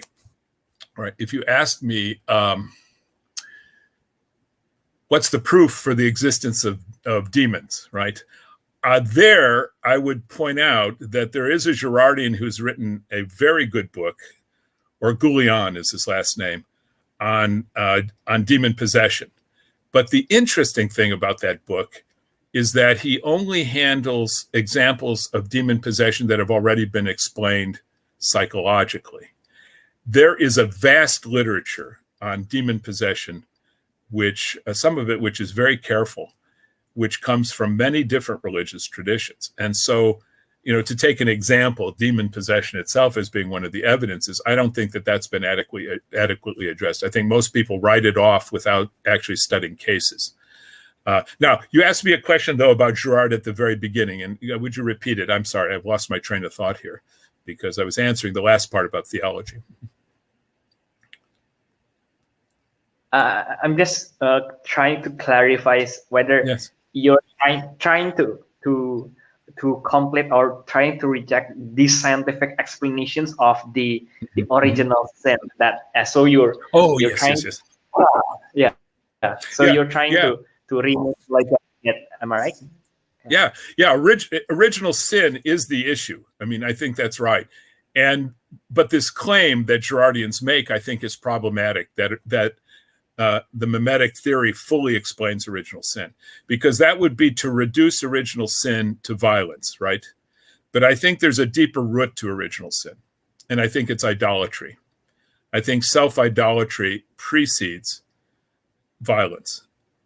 One of the things that Girardians have some difficulty explaining, they like to use biblical examples, but the murder of Abel by Cain, right, in Genesis, is often cited as a kind of beginning moment of violence. But here's the problem. Sacrifice already precedes that action. If you notice in the story, the issue is over sacrifice. And so then the question becomes, well, what's the real issue? The issue is that one is favored by God and another is not. And being favored by God, and it may be arbitrary, who knows? Right? I mean, God's response is ambiguous there. But the rabbis say that they have a different explanation. They say that Cain actually offered Abel offered superior offerings, and they were they were not animals, dead animals. They were the products of animals, because the rabbis argued that really the eating of animals only begins with Noah, which is an interesting idea too. But anyway, so they argue that there were inferior gifts that were brought to God, right? And so that constitutes a kind of prideful rage against God in that sense. But anyway, I think it's very clear in Genesis that what Adam and Eve want is not violence. They want to be God, right? And that's exactly, in some sense, what Satan wants as well. I mean, in a diminished way. Aquinas says he can't really wish to be God, right? I think Adam and Eve were... Irenaeus of Lyon says a very interesting thing about Adam and Eve, which I like very much. He says they were brutal and stupid, but they loved God very much. And so his view is that the fall is a part of our schooling, right? So even though it's bad, it ultimately, as Augustine says, the glorious sin, right? That the sin that raises us to grace, it's a beginning, which God fully knew would happen because of the nature. Satan is in a different category by virtue of his knowledge, right? So the question is, how could he have made the mistake? It's a little bit different, but still it involves this kind of arrogance and pride. Does that help? I don't know whether that helps or not. Yeah.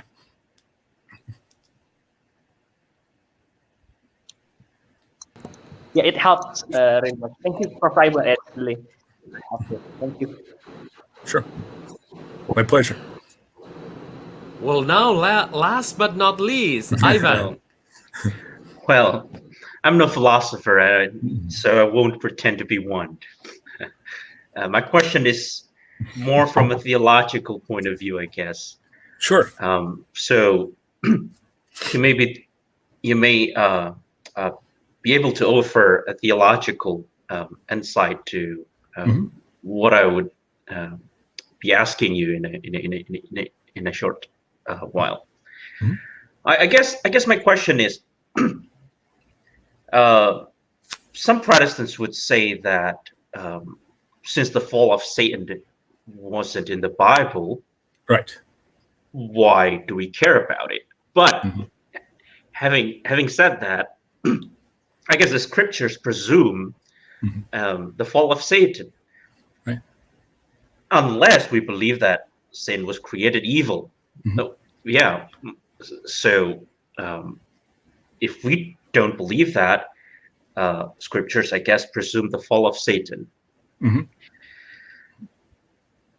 But as a Protestant, the instinct is always to, what's the bare bone mentioned, explained in the scriptures?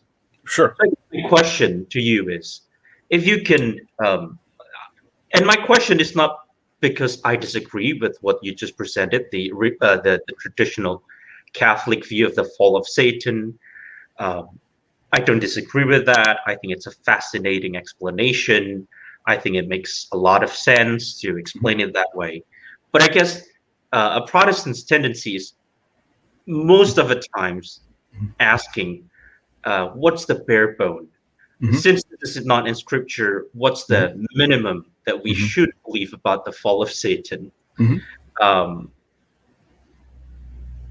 the point that you don't think it would make any big differences if we believe more than that or less than or that. Does that make sense? Yeah, sure. I mean, if we don't believe the fall of Satan, I think it would be, it may be problematic, but what's the bare minimum so that it's not problematic, you think? Okay, sure. Yeah, and my second question is sort of related. Again, from a Protestant theologian's point of view, a lot of Christians would say Christ being literal is important. A lot of Christians would say that. You mentioned the fall of Satan was a paper written within the framework of a bigger project about the Antichrist. Do you think it's essential for a Christian to believe a literal Antichrist? Or is it just an allegorical, a metaphorical? Right. I guess those two are my questions. Okay. So the first question's an interesting one because actually demons and Satan are mentioned in Scripture, right? Jesus is taken to the parapet of the temple and shown the world, right? And Satan claims he can deliver all this to him, right? So the temptation by Satan, and of course Satan Satan appears in the New Testament, but also Jesus says he saw Satan fall like lightning, right? Which is where one of the key places that the word that the idea of the fall comes from, right? So we do have in the New Testament a number of mentions, and oh, by the way, Jesus was also an exorcist. Exorcism used to be one of the ordinations within the Christian tradition. It still is within Roman Catholicism, but it was actually a legitimate, how would we say, it was a legitimately and widely offered ordination. Now much narrower, to be sure, and of course they want people to be much more circumspect and careful about it because not everything is demonic. But anyway, I would just argue there's a lot of evidence in the New Testament that demonology was a live issue at the time of Jesus. Okay. You can't really understand the New Testament demonology, though, unless you understand the Judaic background to it. And again, the Judaic background has all of the things I've just described in it, right? That's where you can find the descriptions of the fall.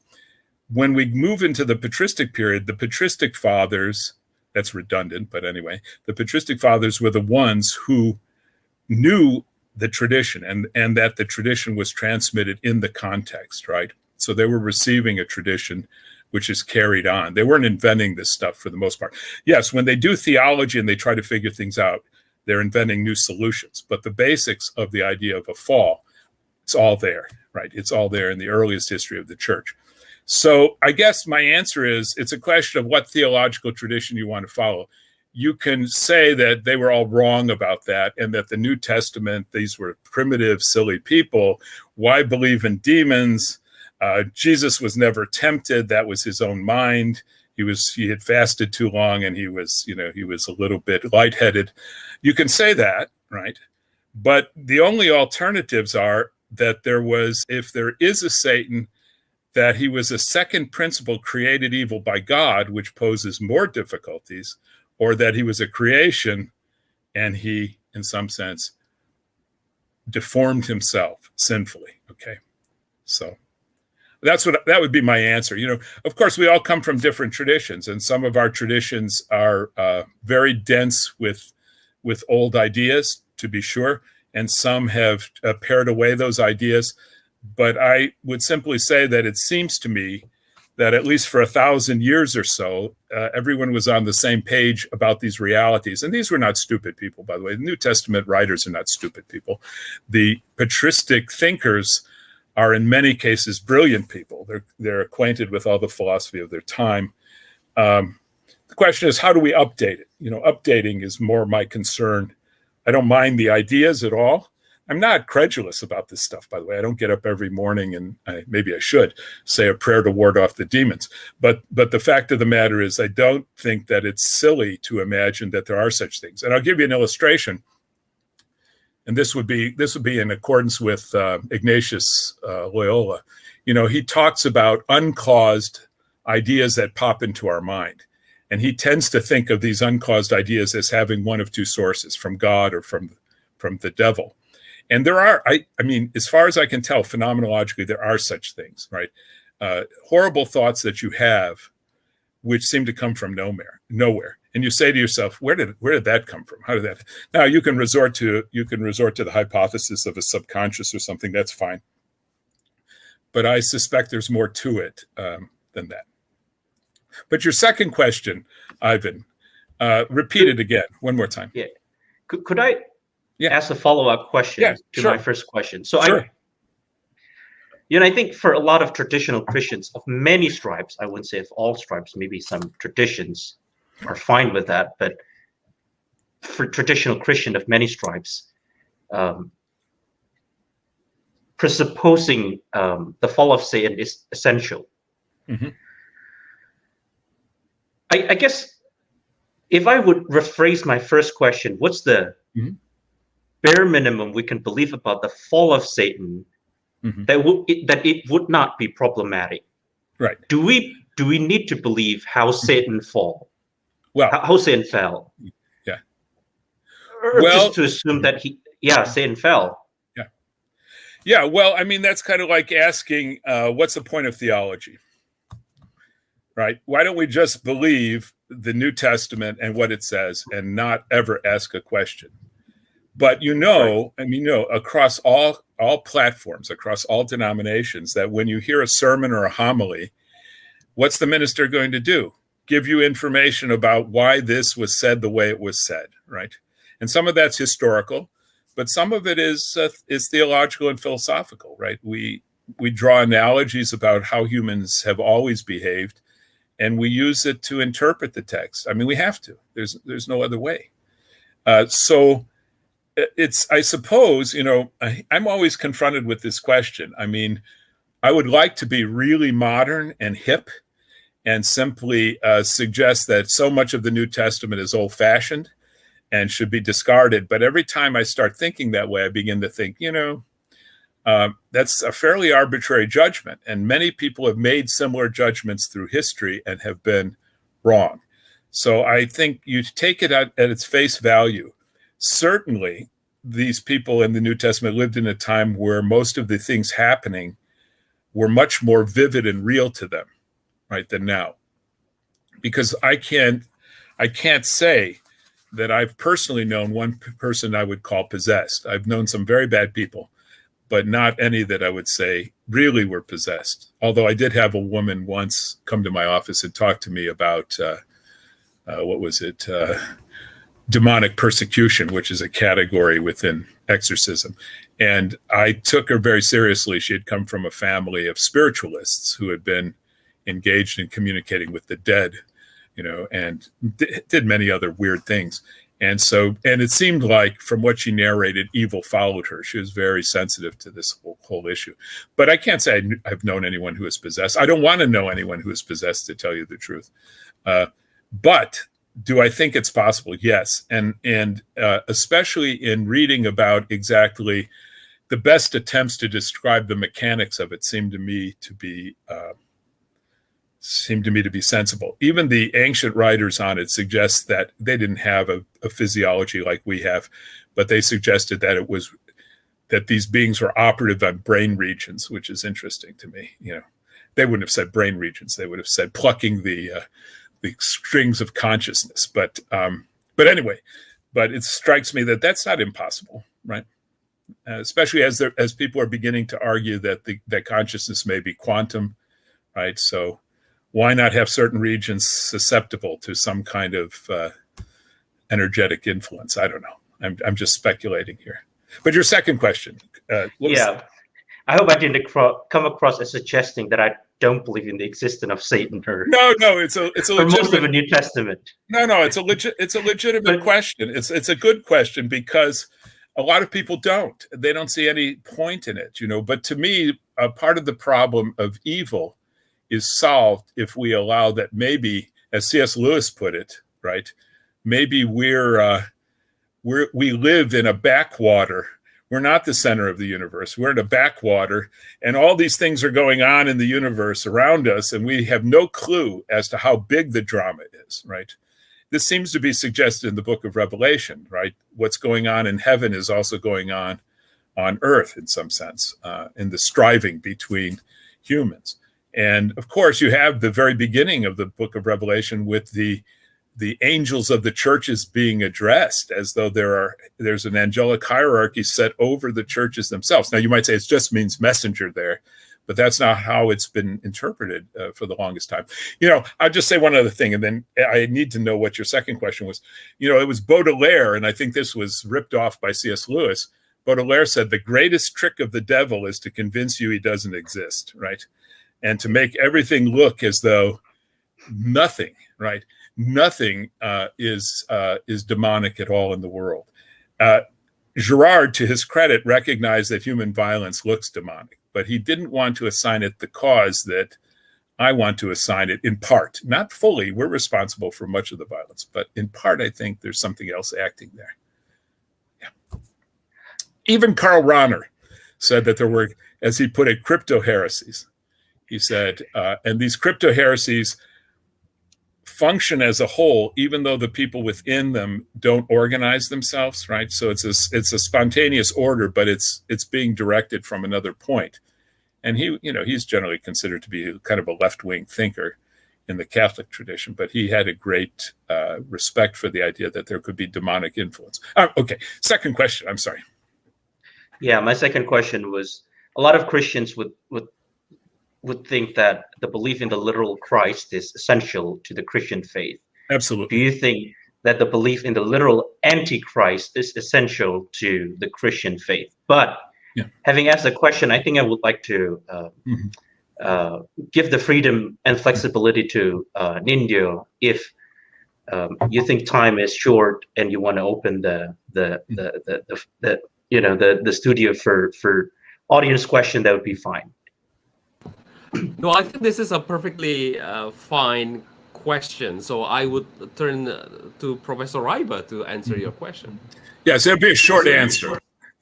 A part of this book that I'm writing, which may never be finished, is is my own understanding of biblical types and how types function.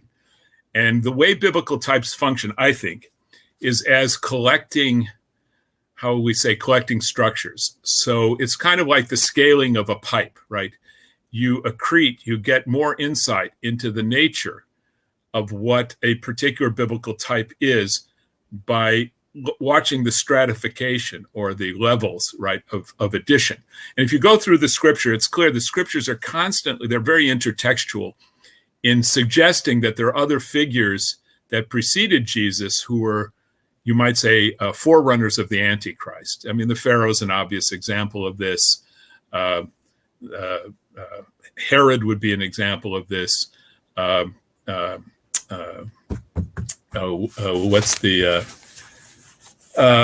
Antiochus Epiphanes, right?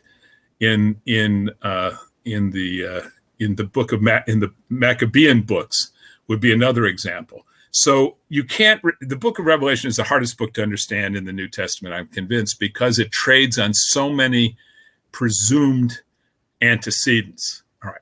So if it's the case that there were all these antecedents leading up to the way in which the Antichrist is formulated, and by the way, the Jews have a notion, they don't call it the Antichrist, of course, but they call him the Great Deceiver, as do the Muslims, right, at the end of time. Then it seems to me that that process continues in the New Testament and beyond. So my view of the New Testament revelation is that it's always to be applied to contemporary events as well as to past events. It doesn't just have significance in the past. And what the New Testament suggests is that there will be many antichrists.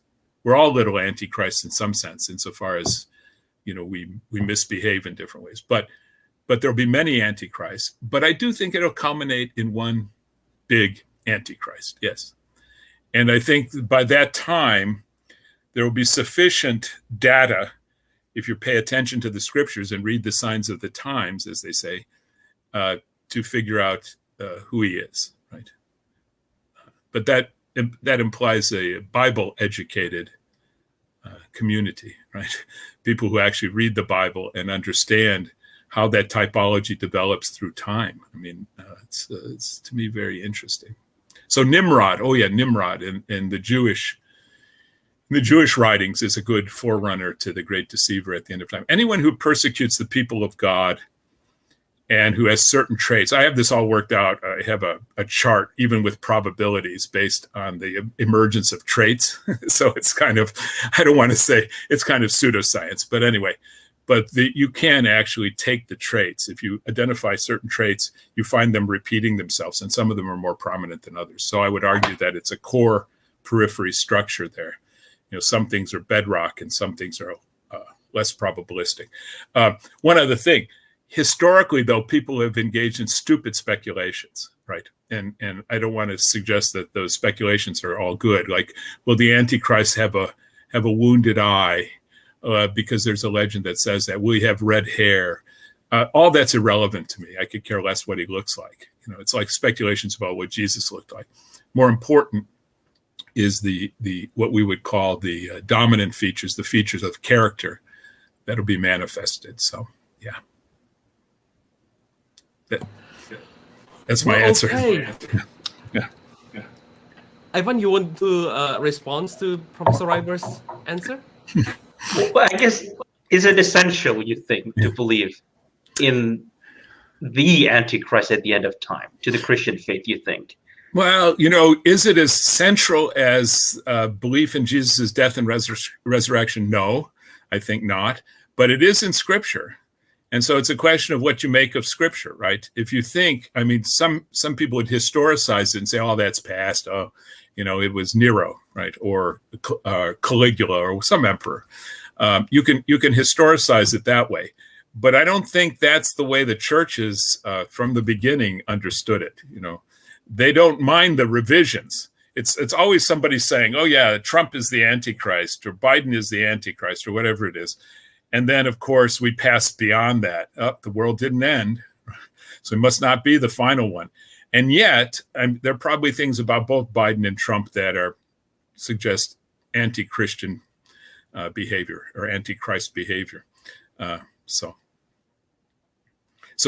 take note of those, right? Take note of those and remember them, because they're part of the cumulative tradition. I think that biblical types collect data over time. So. Okay. Professor Ryba and friends, our discussion has been 1 hour and almost 2 hours. So I think this is the perfect time also to end our conversation. But once again, Professor Ryba, this is such a great momentum for us, and thank you for being with us on your birthday. Yes. And yes. As you mentioned earlier, that this is part of your larger project. Right. Would you say something about your forthcoming book, in which we can find this material also? Yes. Well, first of all, the longer article, about 40 pages, I think, book pages, appeared in something called the Forum Philosophicum, which is a Polish Jesuit journal. I was invited to contribute something. I think they were a bit disappointed because my piece was, it goes off in so many directions. But they, one of the readers liked it very much. The other one said it's like an encyclopedia of demonology or something. And that was fine. He accepted it though. So I don't make an apology for that, because what I'm trying to do is I'm trying to create a theological synthesis here, it's eclectic, but that's also Christian, by the way. So this will be a part of it. But the bigger work, all the chapters are finished, but they treat issues like, well, how was the Roman emperor understood in antiquity, and what does that teach us about the Antichrist? Or what is the nature of biblical typology? How are we able to read the Antichrist in a contemporary setting? And some of it has to do with speculative fiction, because I argue that speculative fiction, in some sense, is a dry lab for testing and proposing possibilities, right? So if you read something in, say, a science fiction novel, I would argue that the truthfulness, many science fiction novels have predicted things. So parts of science fiction novels must map onto the real world. So I think it's useful to use science fiction novels as, in some cases, the whole thing is not science fiction, but it does touch on it. It maps propositions which will be true in the future. The question is figuring out what they are. And there I say the type is the guiding, right? Is the guiding form that you can add things to or subtract things to. I find the literature of Philip K. Dick very interesting, because he, curiously enough, treats many of the themes which are related to the Antichrist, and I think are coming, right? The substitution of virtual reality, for example, for reality, which will no doubt have a religious dimension at some point. But anyway, so it's a big book, and it has many, many chapters so far. I think there are 9 chapters, and this is one section. I felt that I had to do this. I'm not sure it'll be in the final version. They might ask me to throw it away, in which case I'll try to make a little book out of it, because I have this other essay which is fairly lengthy on temporality that I'm working on, and maybe I'll just write something on Satan's fall. But anyway, that's my bigger project. And if you're interested in the slideshow, which I noticed there were some mistakes in it, I'm happy to share that with you, and I could include the reference to the article if you want to look it up. I think you can find the article online without paying anything. I'm hoping you can. At least I think it's open source. So it's a rather small journal, but I think it's an open source journal. I may be wrong about that, but if I am wrong, I can send you the galleys. I don't have a final version, but I can send you the galleys. I think they're corrected though. So anyway, it'll look like a galley sheet. So. Yes, if you could send us the slideshow, we would like to post it, and by your permission, of course, yes. on YouTube, yes. the link. Yes, of course. As long as copyright is respected, I don't have a problem. Sure. And not that anyone would probably want to copy this, but anyway, it's a little bit out there. But sure. All right, Professor Ryba, thank you again for being with us, and also friends, thank you for your time, and this is such a great conversation that we have. And so I think this is the time for us to close our conversation. Again, thank you all for watching our conversation here. Bye-bye. It's been a delight. It's a delight. Thank you. It's a delight. Thank you. Bye. Bye-bye.